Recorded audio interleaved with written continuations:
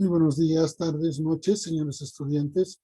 Les habla el doctor Zenobio Mina Arteaga, docente titular de la Cátedra de Anatomía, para presentarles el tema del oído, y por lo largo del tema vamos a dividir esto en oído externo, oído medio y oído interno con sus diferentes componentes. Dentro de lo que es la descripción misma, debo aclarar que gran parte de estos componentes anatómicos están englobados dentro de lo que es el peñasco del temporal, por lo tanto se requieren hacer cortes de temporal para entenderlo, y algunas de las estructuras como oído externo, por ejemplo, y parte del oído medio, se pueden observar tanto en lo que es el cadáver como en el vivo. Hago mención de esto, ya que, por ejemplo, oído interno se encuentra englobado dentro del peñasco del temporal y las estructuras son tan pequeñas que en realidad es muy difícil de describir e incluso de identificar cuando solamente se hacen al corte, y es preciso recurrir a los fresados que nosotros tenemos que hacer para explicar el tema. Por ejemplo, para ver lo que es la vía vestibular, nosotros vamos a describir lo que son los conductos semicirculares, y estos conductos semicirculares tienen una disposición tal que están orientados en los tres planos que corresponden a la disposición espacial, ¿sí? O sea, el superior o conducto semicircular anterior está en relación perpendicular al eje mayor del peñasco del temporal. El posterior está en relación paralela, en tanto que el lateral está en sentido horizontal.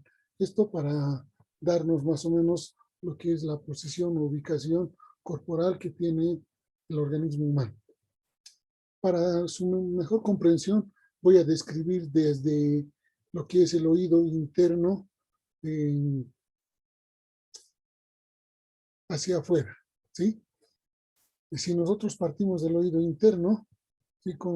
Tenemos que decir que está compuesto por un laberinto óseo y un laberinto membranoso.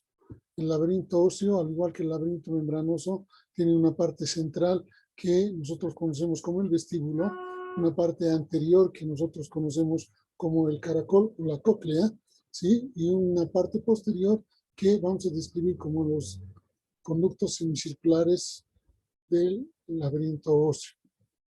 Igualmente, dentro de lo que viene a ser la terminación nerviosa del nervio coclear y de los dos nervios vestibulares correspondientes al octavo par craneal, que es el nervio vestíbulo coclear, ellos salen por el fondo del conducto auditivo interno o del meato auditivo interno, conjuntamente con lo que ustedes han visto como el nervio facial, ¿no es cierto?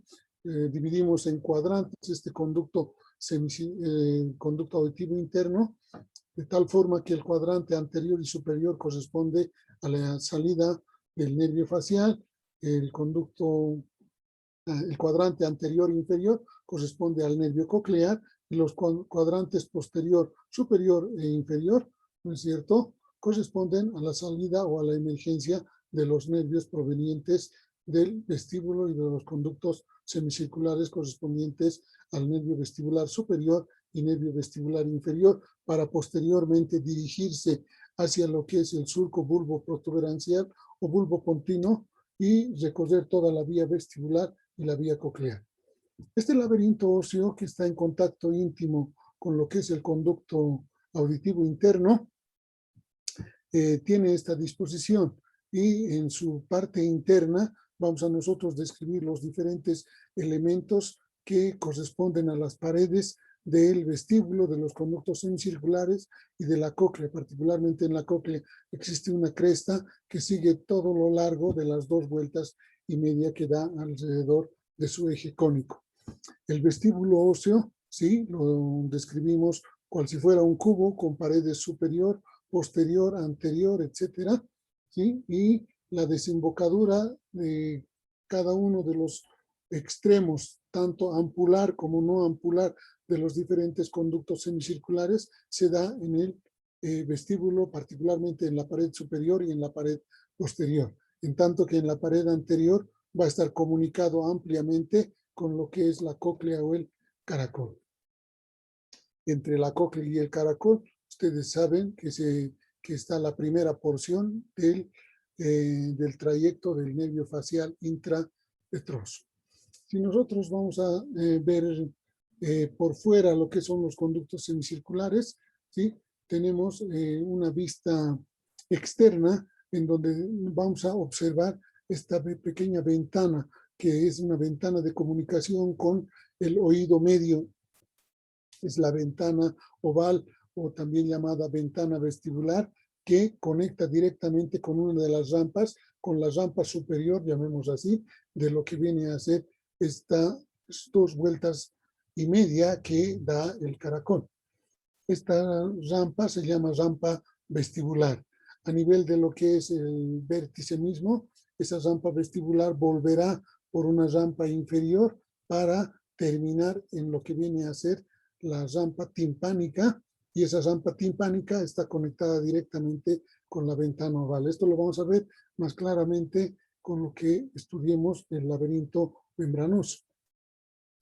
Cabe remarcar que los conductos semicirculares que desembocan en la pared superior e inferior tienen 2 características. Por una parte, las características de la longitud entre el conducto semicircular lateral, que mide una longitud de 15 milímetros, el conducto semicircular anterior, 17 milímetros. El anterior también es conocido como superior y es quien va a formar la eminencia arqueada o eminencia arcuata en la cara antero-superior del peñasco del temporal. El conducto semicircular posterior, ¿sí?, es el más largo de todos, tiene 19 milímetros de longitud. El conducto semicircular posterior y el conducto semicircular anterior se unen para formar en un solo conducto, uno de los conductos, y desembocan de manera única en lo que viene a ser la pared posterior del vestíbulo óseo. Si nosotros vemos la disposición del caracol, vamos a ver que este gira alrededor de un eje cónico, y ese eje cónico se denomina para nosotros modiolo, ¿sí? Ese modiolo, ¿sí?, da unas 2 vueltas y media y finalmente llega al vértice o columela, y como este es un conducto tubular que tiene una cresta, va a ser dividida por esa cresta en una rampa superior o vestibular y una rampa inferior o timpánica. La disposición de esta rampa superior y la rampa inferior, ¿sí?, dividida por esta cresta, va a ser completada en el laberinto membranoso por lo que es un conducto independiente, que es el conducto coclear. Ahora, fíjense que esta cresta espiral va hasta el vértice, ¿sí?, también da 2 vueltas y media, y a nivel del vértice se continúa con la rampa inferior, o sea, la rampa vestibular, que es superior, con la rampa timpánica, que es una rampa inferior, y esta pequeña porción que está unida, donde el líquido endolinfático sube por la rampa vestibular y vuelve por la rampa timpánica, ¿no es cierto?, va a llamarse lo que nosotros vamos a conocer en el futuro como el helicotrema. Igualmente, en el vestíbulo óseo, nosotros tenemos que describir, además de la desembocadura de los distintos extremos de los conductos semicirculares, tanto ampular como no ampular, 2 pequeñas fositas, una pequeña fosita que es hemisférica y la otra fosita que es la fosita semiovoidea. Estas van a estar ocupadas por lo que viene a ser, por una parte, el utrículo y por otra parte el sáculo, que son componentes del vestíbulo, del laberinto membranoso del oído interno. Este caracol óseo, entonces, si nosotros lo describimos esquemáticamente, gira 2 vueltas y media alrededor de lo que es el modiolo, ¿no es cierto? Y en lo que viene a ser el segmento adherido, no libre de lo que viene a ser la cresta espiral ósea, vamos a encontrar numerosos orificios, y esos orificios dan paso a la salida de lo que en este segmento se va a alojar como lo que nosotros en el futuro vamos a conocer como el órgano de corte, en el interior de lo que es el conducto coclear. ese pequeño órgano, que es el órgano de Corti, está en relación con los receptores que se encuentran en él y finalmente los pequeños filetes nerviosos que salen a través de estos orificios y estos orificios son conocidos como el conducto espiral de Rosenthal clásicamente. Estos pequeños orificios que existen en el interior de la lámina espiral ósea van a dirigirse alrededor de lo que es el modiolo, y en el modiolo, básicamente en la base del modiolo, es donde se va a formar el nervio coclear para posteriormente dirigirse ya en el fondo del conducto auditivo interno, ¿no es cierto?, en el cuadrante anterior e inferior, dirigirse a través del conducto auditivo interno hacia lo que es la vía central de la vía vestibular, ¿sí? También es lógico mencionar que la cresta espiral ósea tiene en su parte final, a la altura de lo que viene a ser la helicotrema, ¿sí?, un pico o álamos de la cresta que también es digno de consideración. El laberinto membranoso, sí, está formado igualmente por un vestíbulo membranoso, ¿sí? Básicamente este tiene a lo que es el utrículo, el sáculo, el conducto endolinfático, que es una comunicación del utrículo y del sáculo hacia lo que es el seno endolinfático, y además tiene los conductos semicirculares con su extremo ampular y su extremo no ampular. Además de ello, en la parte anterior, el conducto coclear que les decía, ¿sí? Y el conducto coclear está unido a lo que viene a ser este es el conducto coclear, ¿sí? Recorre todo lo que es hasta el vértice, la cóclea, y está unido mediante este pequeño conducto al sáculo, que es el canales reuniens, o también llamado el conducto de Hensen. Si nosotros recordamos cómo estaba la disposición del vestíbulo, perdón, de lo que es el caracol óseo, ¿sí? Nosotros fácilmente vamos a poder decir que existen las dos rampas, la rampa inferior o rampa vestibular, la rampa inferior o rampa timpánica, y la rampa superior o rampa vestibular, que estaban comunicados mediante la ventana vestibular o ventana oval con lo que es el oído medio. Entonces, este pequeño conducto, ¿sí?, nos va a servir para describir lo que es la emergencia del nervio coclear hacia lo que es el conducto auditivo interno. Igualmente, en el interior de lo que es el vestíbulo membranoso vamos a encontrar lo que es el utrículo y el sáculo, donde básicamente los conductos semicirculares, tanto ampulares de los conductos semicirculares, perdón, el extremo ampular de los conductos semicirculares y lo que viene a ser el utrículo y el sáculo, tienen receptores que vamos a describir posteriormente para formar el nervio vestibular superior y el nervio vestibular inferior, parte del octavo par craneal que ustedes están viendo aquí en conjunto.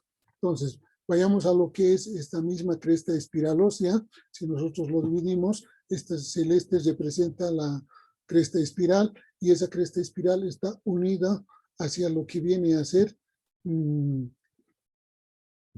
perdón, esta es la cresta espiral ósea, este es el ganglio de Corti, ¿sí? Es el extremo de libre de esa cresta espiral ósea, va a estar unido a una membrana que nosotros vamos a conocer de ahora en adelante como membrana basilar, ¿sí? Y por otra parte también está unida a otra membrana, que es la membrana de Reisner, y forman entre lo que viene a ser la membrana de Reisner y la membrana basilar lo que es el límite del conducto coclear.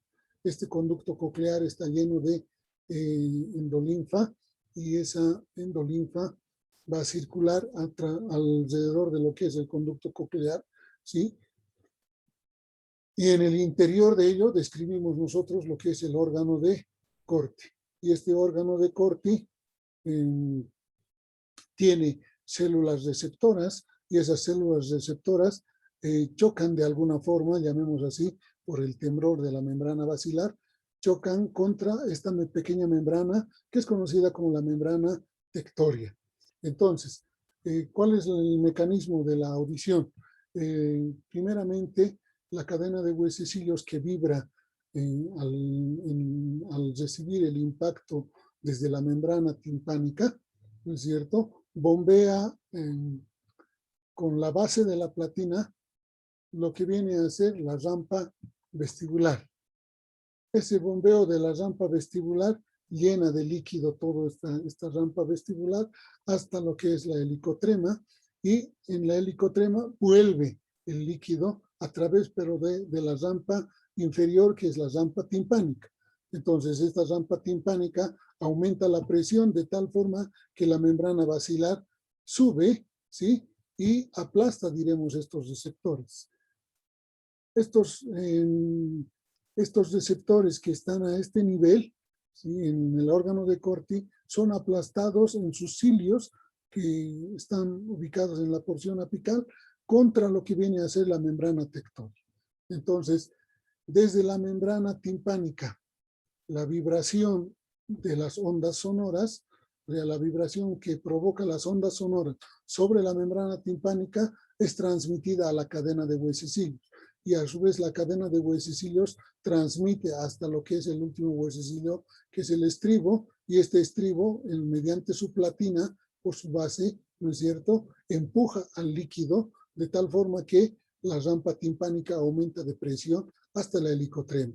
Luego de que ha llegado a la helicotrema, ese mismo aumento de presión se transmite a la rampa timpánica, y esa rampa timpánica hace vibrar, llamemos así, esta que sería la membrana basilar que tiene el órgano de Corti.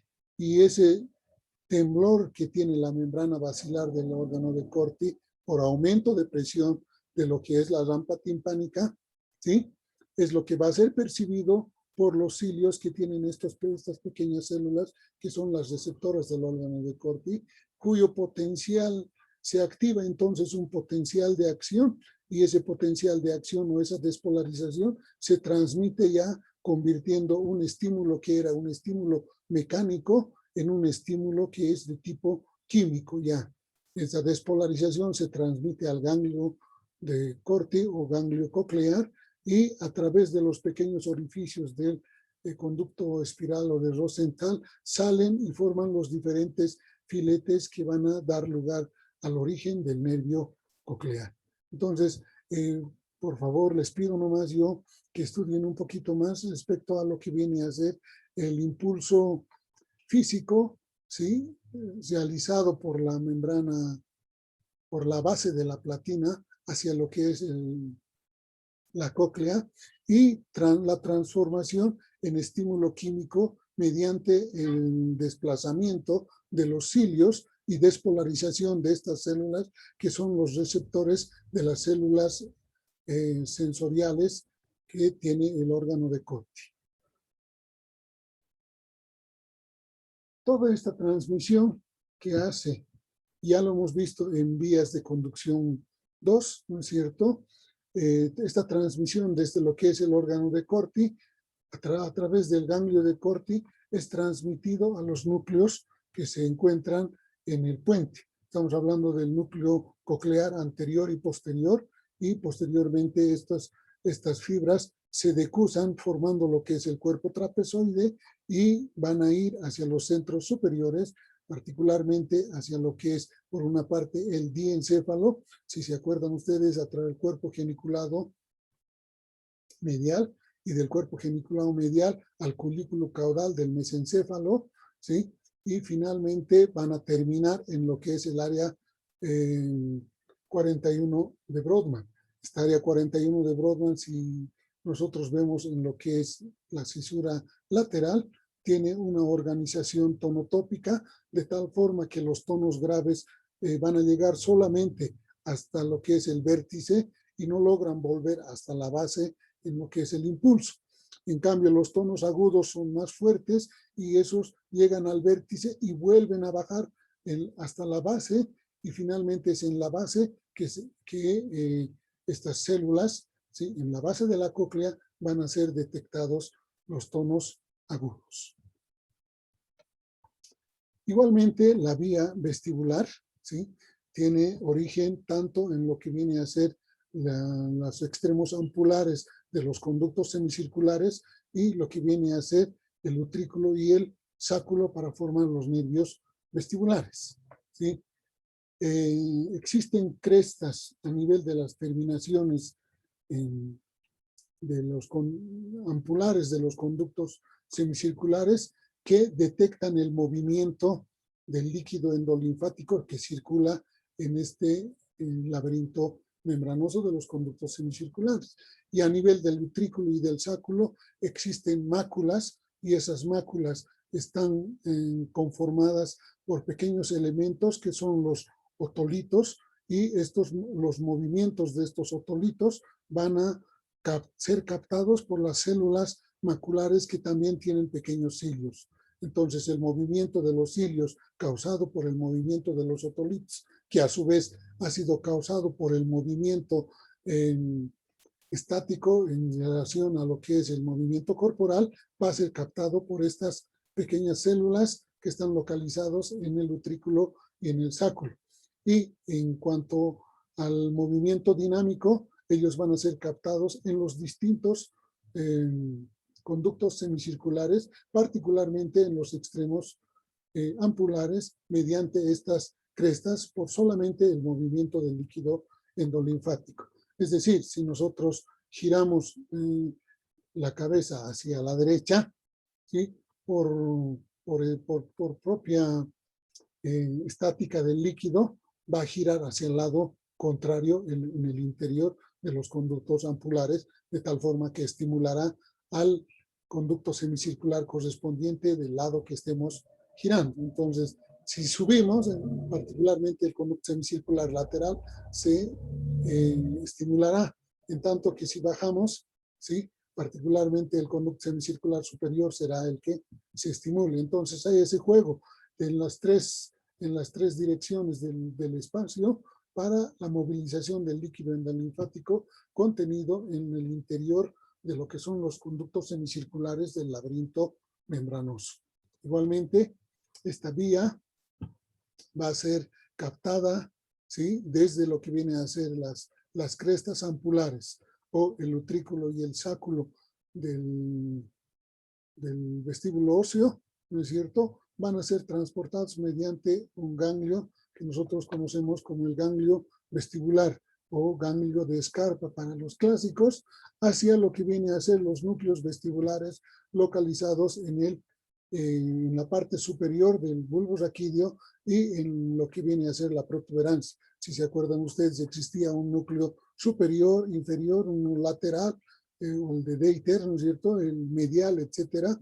Todos estos impulsos desde las crestas y de las máculas localizadas en lo que viene a ser el vestíbulo y los conductos semicirculares llegan a estos centros para posteriormente, a partir de los núcleos vestibulares, originar la vía vestíbulo espinal, por ejemplo, para lo que es el equilibrio corporal y el control del tono muscular, pero a su vez también estos están conectados con los núcleos localizados en el mesencéfalo y en la parte inferior de la protuberancia, particularmente los núcleos oculomotor y abducens. Mediante estas conexiones, estos núcleos controlan el giro de los globos oculares cuando uno se inclina hacia cierto lado, de tal forma que el paralelismo se conserve en lo que es la visión en ambos ojos, ¿sí? Y aumentando, diremos, el tono muscular de los músculos que controlan, ¿sí?, particularmente los movimientos de la cabeza. Esta integración ya lo hemos estudiado en el sistema nervioso central, como es la integración de los movimientos óculo-céfalo-giros, ¿sí? Ahora sí, con ese pequeño entremés de lo que es oído interno, ya vamos a lo que es el estudio del oído medio. Vamos avanzando hacia afuera y para explicarnos lo que es los mecanismos físicos de la audición.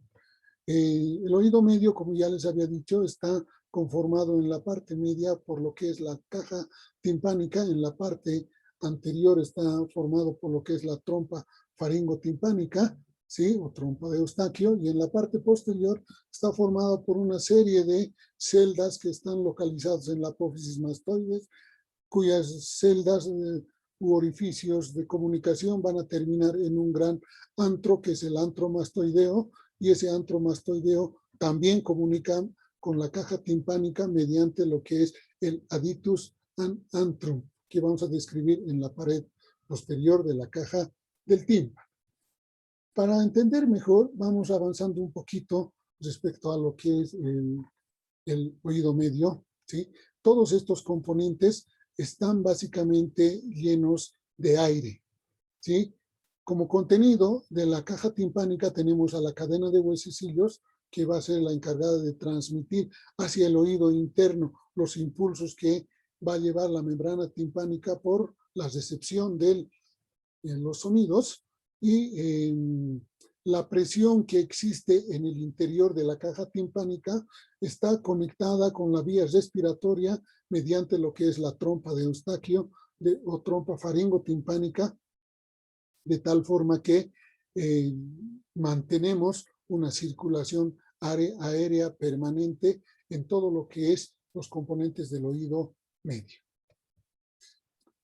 Por fuera, esta caja timpánica lo vamos a estudiar con un elemento que está en el fondo del conducto auditivo externo o del meato auditivo externo, que es la membrana timpánica, ¿sí? Entonces vamos a empezar a estudiar lo que es, por una parte, la cadena de huesecillos. Esta cadena de huesecillos está formada por 3 huesos muy pequeños. Estamos hablando del martillo, del yunque y del estribo. Estos están articulados, ¿sí? Además de que describimos en cada uno de ellos varios elementos, como lo que es el mango en el martillo, que va a estar inserto en todo lo que es la membrana timpánica, la apófisis corta, ¿sí? La apófisis larga, de donde parten los ligamentos tímpano-maleolares que vamos a describir también en la membrana timpánica, y finalmente todo esto está unido a la cabeza mediante el cuello del martillo. La cabeza articula mediante una articulación sinovial con lo que viene a ser el cuerpo del estribo. El cuerpo del estribo tiene una apófisis horizontal y una apófisis vertical. La apófisis horizontal es la que va a ser encargada de mantener el eje, quiere decir que está unido mediante ligamentos a la caja del tímpano, y va a mantener un eje único con lo que viene a ser el martillo, en tanto que la apófisis vertical tiene un pequeño segmento articular que tiene además una especie de saliente que nosotros conocemos como apófisis lenticular, que se va a articular con la cabeza del estribo. Finalmente, en el estribo describimos 2 ramas y una platina o base, que es la que va a ir a taponear la ventana vestibular del oído interno y transmitir el impulso de todos estos elementos hacia lo que es el oído interno. Esta es la articulación que forman. Nosotros vamos a reconocer en ella que la platina o base del estribo está unida a lo que es la ventana vestibular, y mediante la ventana vestibular a la rampa vestibular de la cóclea, ¿sí? Para transmitir los impulsos físicos desde la membrana timpánica, donde está inserto, llamemos, el mango del martillo.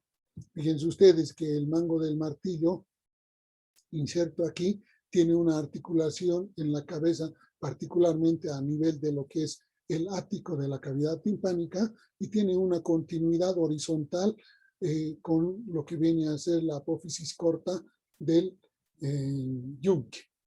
El yunque, ¿sí?, está unido a lo que viene a ser el ático mediante formaciones ligamentosas también, que ustedes van a describir mejor en la porción práctica. Ahora, en lo que viene a ser las apófisis del martillo, vamos a describir nosotros unos elementos importantes que son los ligamentos tímpano-maleolares, que van a dividir la membrana timpánica en una porción superior, que es la porción flácida, y una porción inferior, que es la porción condensa de la membrana timpánica. Todo este espacio va a ser atravesado por un nervio que es rama del nervio facial y que ustedes lo conocen como cuerda del tímpano. O sea, la cuerda del tímpano atraviesa precisamente entre el mango del martillo y la apófisis larga del yunque.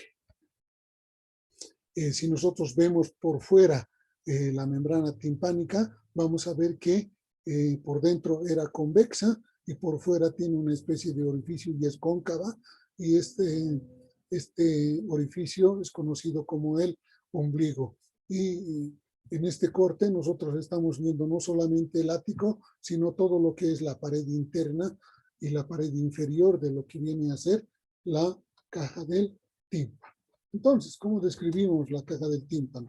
Vamos a describir en ello una pared interna, y esa pared interna está en relación básicamente en vecindad con los elementos que habíamos descrito en lo que es la pared externa o la vista externa del oído interno. Primero vemos esta formación que nos llama la atención, se denomina promontorio, y ese promontorio está en relación con la primera vuelta que da la cóclea, inmediatamente por debajo de lo que es la ventana vestibular.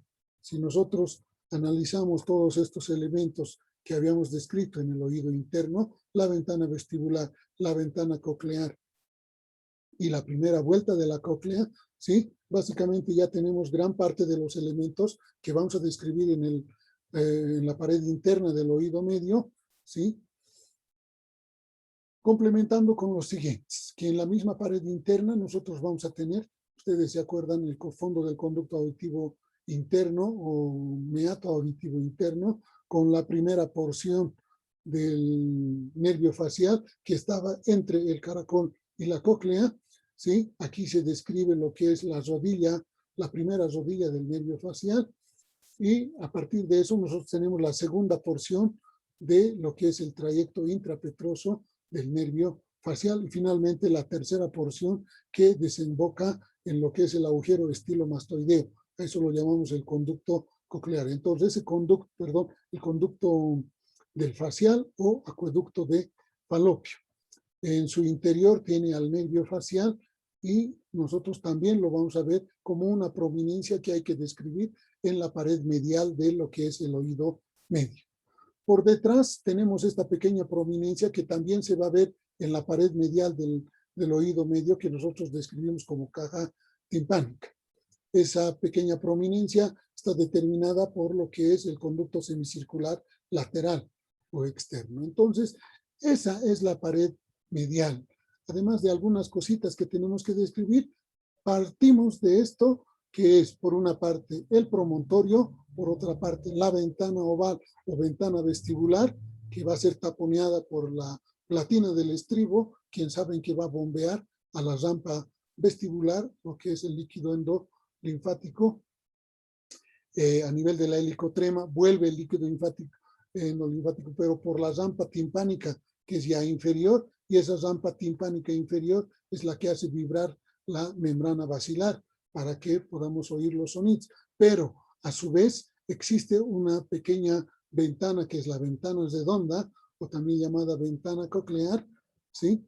Donde está tapizado por una pequeña membrana. Es un tímpano secundario esto, para evitar que la presión haga reventar inclusive a lo que es la membrana basilar. Entonces, esto es como una compensación de salida, sea bomba, en cuanto sube la presión en la rampa timpánica. Avanzamos un poquito más, y nosotros, además de esto, tenemos que describir las otras paredes de la caja del tímpano. En la pared anterior, por ejemplo, vamos a describir dos orificios. Por una parte, el orificio que va a dar acceso a lo que es la porción ósea de la trompa auditiva o trompa faringotimpánica.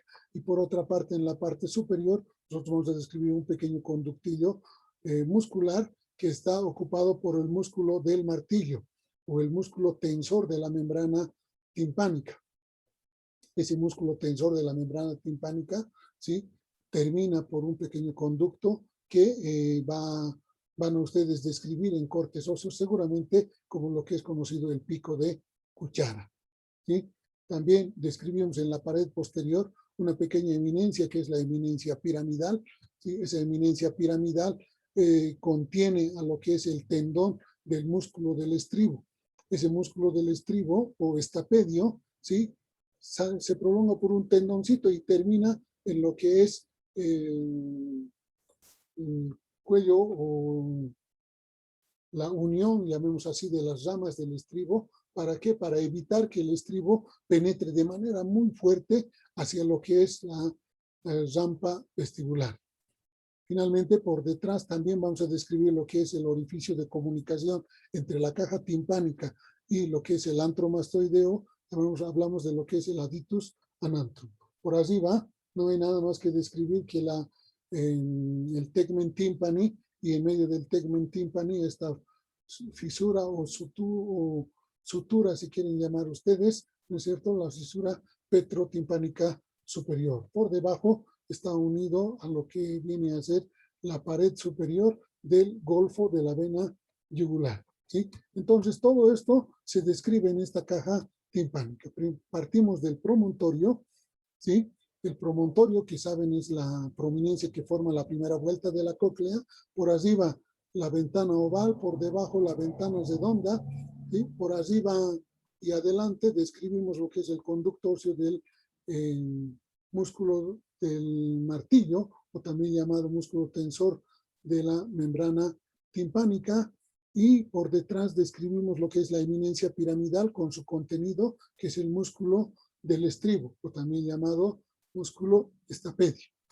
Por detrás y por arriba de lo que es la ventana oval, ¿sí? Describimos lo que es la prominencia formada por la segunda porción del nervio facial, y finalmente más arriba lo que viene a ser el conducto semicircular lateral. Esto representa lo que es el aditus anantrum.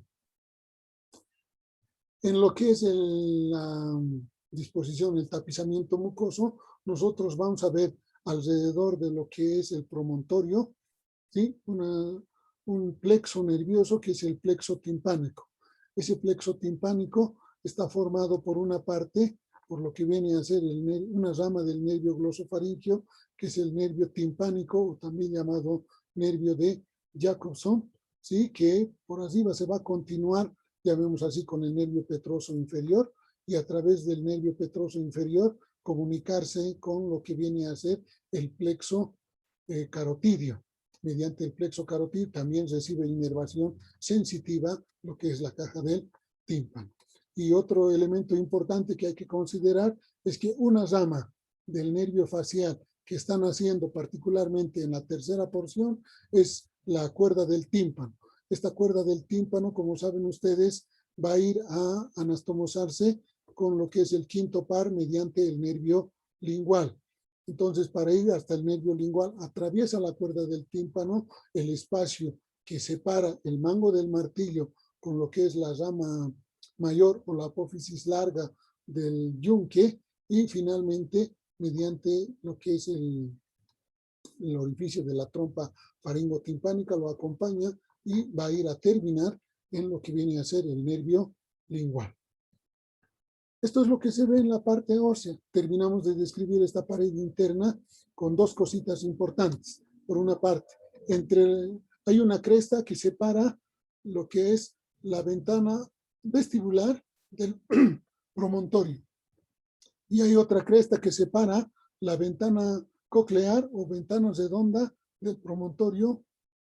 Y estas crestas, ¿no es cierto?, van a ser conocidas como subiculum promontori y el ponticulum promontori. Entre el subiculum promontori y el ponticulum promontori, ¿sí?, va a estar ubicado lo que nosotros vamos a describir como el seno timpánico. Importante el seno timpánico. También la base de esta pequeña eminencia, que es la eminencia piramidal, con un conducto en su vértice, y ese vértice es por donde sale el músculo del estribo. Ahí están viendo ustedes la segunda y la tercera porción de lo que viene a ser el conducto del nervio facial como una prominencia, y más posteriormente lo que viene a ser la prominencia formada por el conducto semicircular lateral. En la parte anterior ustedes están viendo dos conductos óseos, una parte que corresponde a lo que es el conducto óseo de la trompa faringotimpánica, que es inferior, y otro conducto óseo en la parte superior, que es el conducto óseo del músculo del martillo o músculo tensor de la membrana timpánica.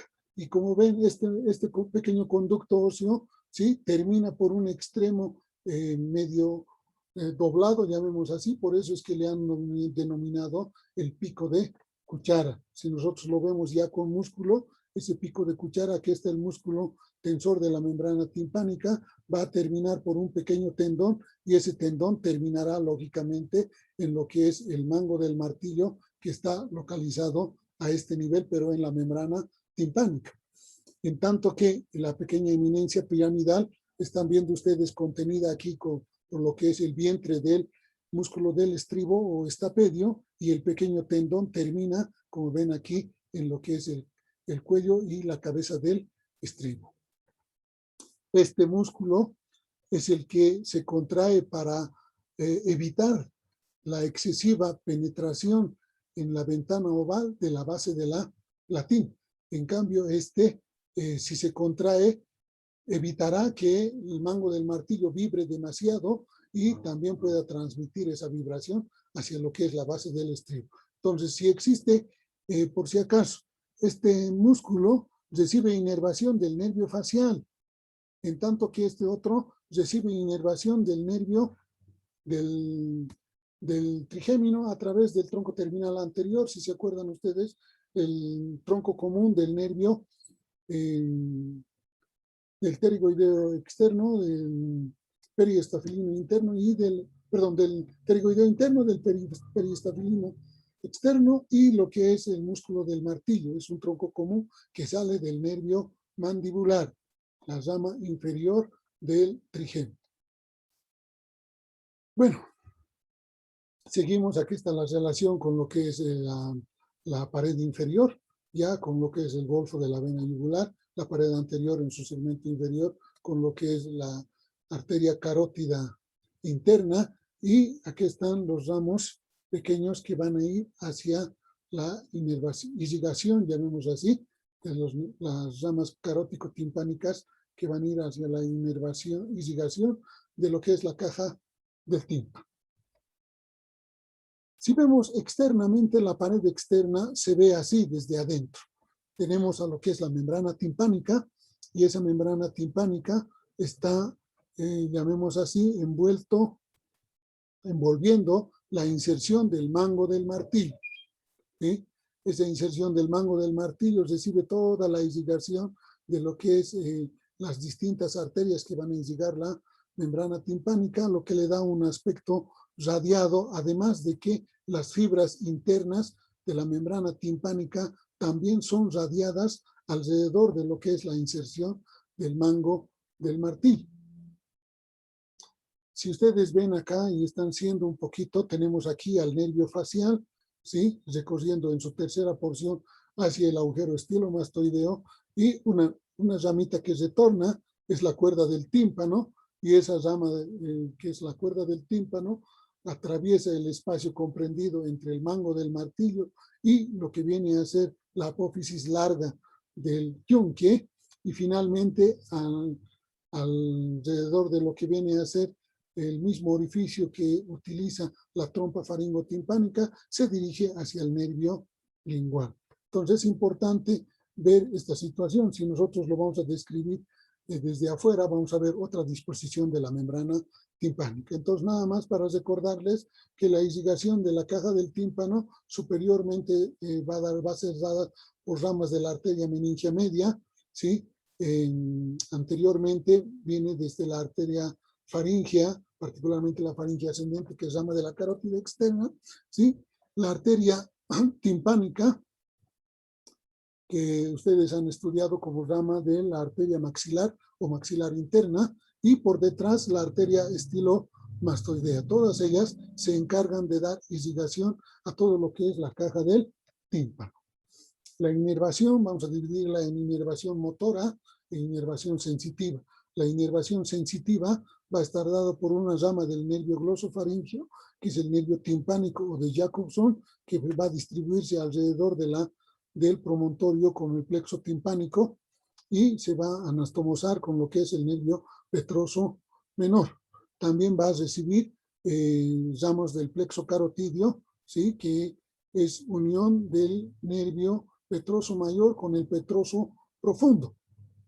Si se acuerdan ustedes, cuando han estudiado la cara anterosuperior del peñasco temporal, han visto dos pequeños canales, el canal para el nervio petroso mayor y el nervio petroso menor. En la cuerda del tímpano, ya expliqué, ¿no es cierto? Es una rama del séptimo par craneal que atraviesa solamente la caja del tímpano, no da ningún tipo de inervación y va a ir a anastomosarse con el nervio lingual para transmitir la sensibilidad de la lengua. El músculo del estribo recibe inervación por alguien que está cerca, ¿no es cierto? Si aquí está la eminencia piramidal y ahí está el músculo del estribo, obviamente la rama viene del facial. Y por delante, igual, el músculo del martillo o un músculo tensor de la membrana timpánica tiene al nervio mandibular como su proveedor para la rama de inervación motora. Bueno, para terminar esto del oído medio, también hay que describir lo que es la trompa faringotimpánica o trompa de Eustaquio. Esquemáticamente lo dividimos en una porción ósea y una porción cartilaginosa que está revestido por mucosa y a su vez recibe músculos. Tiene una especie de cono invertido en la porción ósea, donde es mayor el diámetro de origen, tiene 2 milímetros y alrededor de 1 milímetro en el extremo terminal de este segmento óseo. Igualmente, la porción cartilaginosa es al contrario, ¿no es cierto? Tiene en su origen un diámetro de 1 milímetro y alrededor de 5 o 6 milímetros que termina en lo que viene a ser el orificio de desembocadura en la faringe, ¿sí?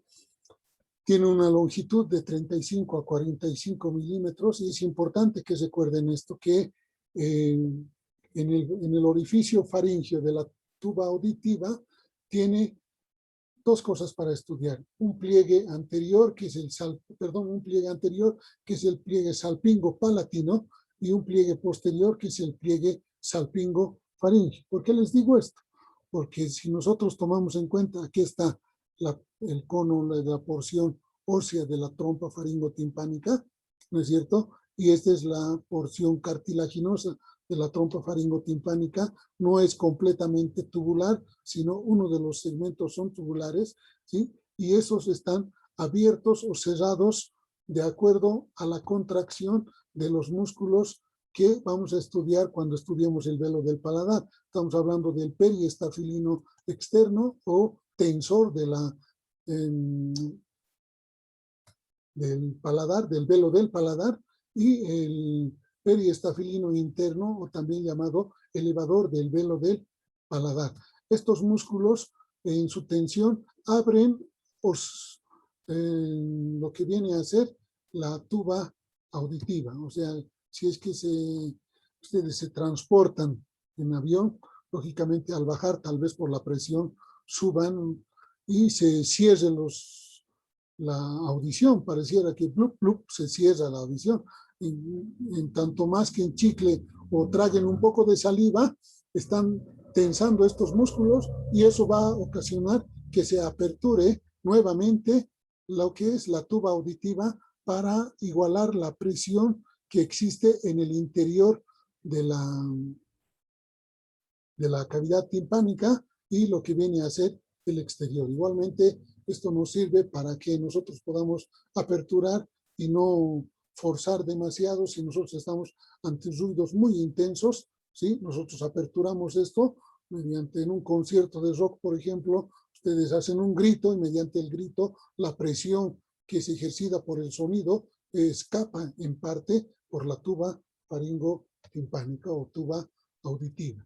Esta porción termina en lo que viene a ser la faringe, particularmente la nasofaringe, mediante el orificio faringeo de la trompa faringotimpánica. Entonces, por eso está comunicado con la vía respiratoria. Y ahí tienen ustedes el pliegue salpingo-palatino, que termina más o menos en el paladar blando, y el pliegue salpingo-faringeo, que circunscriben el orificio faringeo de la trompa faringotimpánica o tuba auditiva.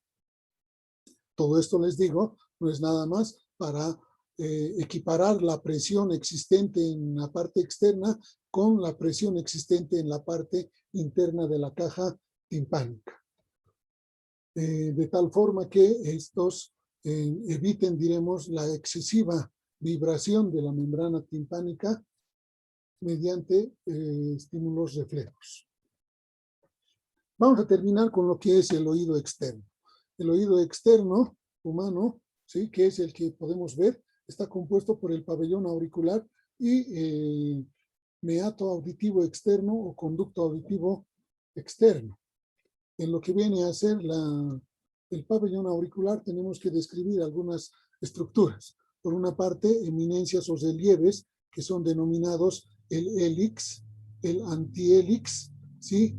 Y este antihélix dividiéndose en dos extremos va a dar lugar a la formación de una pequeña foseta que es la fosa triangular, y por detrás de lo que es el antihélix y por delante del hélix una fosita que parece una nave, por eso le ha llamado la fosita escafoidea o fosita navicular. El hélix termina delimitando lo que es un espacio que nosotros denominamos concha, ¿sí?, que a su vez va a ser prolongado hacia abajo por otros elementos cartilaginosos que nosotros vamos a describir como lo que es el trago y el antitrago. Y entre el trago y el antitrago existe una gran escotadura cutánea, que es la escotadura intertrágica. Esta escotadura intertrágica y básicamente es separación de dos cartílagos y delimitando lo que viene a ser los diferentes músculos. Si nosotros vemos el esqueleto cartilaginoso, vamos a ver todos estos elementos en dos segmentos. Por una parte, el fibrocartílago, que va a formar todas las prominencias, y por otra parte, los ligamentos, el ligamento anterior y el ligamento posterior. ¿Sí? Igualmente, la parte muscular, para que se acuerden, les he puesto estos elementos que son el músculo triangular anterior, el triangular superior y el triangular inferior. Estos músculos y el esqueleto cartilaginoso tienen un revestimiento cutáneo, y ese revestimiento cutáneo nos da la forma de lo que es el pabellón auricular en ambos lados. También en la parte inferior existe lo que es una porción no cartilaginosa, ese es el lóbulo de la oreja. El conducto auditivo externo hay que dividirlo en sus dos tercios internos, tiene un diámetro menor, y en el tercio externo tiene un diámetro mayor. Termina estos 2.5 centímetros de longitud en lo que viene a ser la membrana timpánica. Y esa membrana timpánica nosotros la vamos a estudiar como el fondo del meato auditivo interno. Está relacionado por debajo con lo que viene a ser la glándula parótida y por detrás con las celdas mastoideas. Por arriba está relacionado con la fosa craneal media, ¿sí? Y por delante está relacionado con la articulación temporomandibular. Si ven ustedes la membrana timpánica, volviendo a esto, nosotros tenemos la membrana timpánica vista de adentro, es convexa, en cambio vista desde afuera, la membrana timpánica es ligeramente cóncava, está orientada oblicuamente de superior a inferior, pero de fuera hacia adentro, ¿sí? Tiene inserto al mango del martillo, y por fuera nosotros vamos a describir los siguientes elementos, además de lo que es la inserción del mango del martillo. Estos dos elementos que van a formar lo que son los ligamentos tímpano-maleolares, tímpano maleolar anterior, ¿sí?, y tímpano maleolar posterior. Estos ligamentos tímpano-maleolares terminan en el ombligo y dividen a todo lo que es la membrana timpánica, que puede verse con el otoscopio desde la parte externa, en una porción que es densa o porción condensa y una porción que es flácida. ¿A qué se debe esta división de que sea la porción condensa? Se dice que en la parte externa las fibras de esta membrana son circulares, ¿sí? Y en la parte interna las fibras son radiadas. En la parte interna las fibras radiadas básicamente se observa unidas a lo que es las fibras circulares de la parte externa. En cambio, que en la porción superior, por encima de los ligamentos tímpano-malleolares, existe la porción flácida que solamente tiene las fibras circulares. Y mediante el otoscopio nosotros podemos ver los diferentes elementos que se ven a trasluz a través de esta porción flácida. Más adelante les explico cuáles son esos elementos. Por otra parte, existe unos 2 milímetros de espesor, un rodete, que es una porción muy densa que está principalmente insertada en lo que es el marco óseo del conducto auditivo externo del temporal, ¿sí? Al que le llamamos el rodete anular o rodete de Gerlach. Ese rodete de Gerlach tiene fibras que se continúan directamente con los ligamentos tímpano-malleolares, de tal forma que nos van a dar una porción triangular superior, que es la pars flácida, y una porción semilunar, llamemos así, de la porción condensa. Ahora, a nivel de lo que es el extremo inferior del mango del martillo, ¿sí? La membrana timpánica está ligeramente hundida y ese hundimiento lo conocemos nosotros como el ombligo. Si nosotros trazamos líneas a nivel de lo que es el mango del martillo, ustedes están viendo ahí la pars flácida y la pars condensa, aunque este es un oído izquierdo, ¿no es cierto? Vamos a ver que podemos dividir nosotros la membrana timpánica en varios cuadrantes. Una línea oblicua aquí, con otra línea perpendicular, nos dividirá en cuadrante anterior y superior, anterior e inferior, posterior, inferior y posterior y superior. Si nosotros vemos, ¿sí? El mango del martillo está a ese nivel, viéndose con la porción flácida de la membrana. El ombligo, el rodete anular de Gerlach, ya visto por otoscopio, y eso básicamente nos da una opción a que nosotros describamos la membrana timpánica por cuadrantes. Vale mencionar, no me salté, vale mencionar que en esos cuadrantes nosotros describimos en el cuadrante anterior e inferior una reflexión de lo que es la luz del otoscopio, y esa luz del otoscopio nos va a dar la sensación de que nos ilumina. A eso le han llamado el cono luminoso. Si nosotros queremos hacer intervención de lo que viene a ser la membrana timpánica, la tenemos que hacer, por si acaso, siempre en el cuadrante posterior e inferior, que además es el cuadrante más declive que tiene la caja timpánica. Clínicamente nosotros vamos a observar mediante el otoscopio si es que existe una colección purulenta a ese nivel. ¿Qué quiere decir?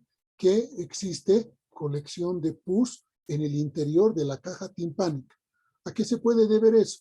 A que existe una infección, y esa infección se llama otitis media. Cuando la otitis media es aguda, es de aparición repentina, ¿sí? Tiene una colección de pus que deja ver en una etapa aguda y lógicamente es muy doloroso. Las causas son las siguientes. La colección de esta pus puede darse ¿por qué? Porque en los niños particularmente la trompa faringotimpánica, o sea, la tuba auditiva, es más horizontal que en los adultos. Por lo tanto, cualquier infección respiratoria aguda que tenga en el niño va a cerrar o va a migrar el líquido purulento a través de la tuba auditiva y localizarse en el oído medio, causando otitis media aguda.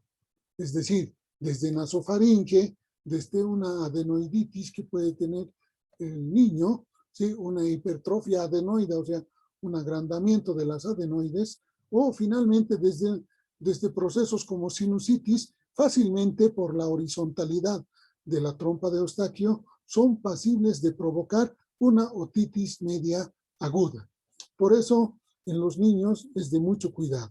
No tanto así en los adultos. En los adultos predominan otro tipo de causas, pero no la migración tanto de una infección respiratoria que lleve hacia lo que es el oído medio, la colección purulenta. ¿Sí?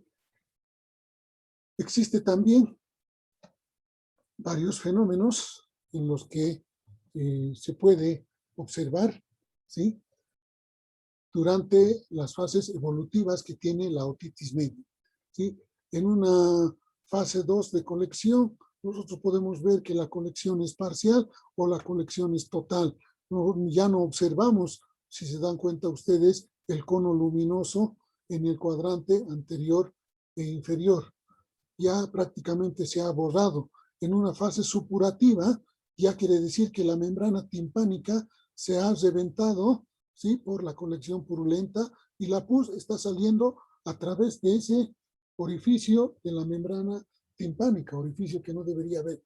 Y ya en fases más posteriores ya tenemos una fase exudativa, ¿sí?, donde proliferan varios tipos de células ya patológicas, ¿sí?, y tenemos clínicamente lo que venía a ser todo lo que es la otorrea.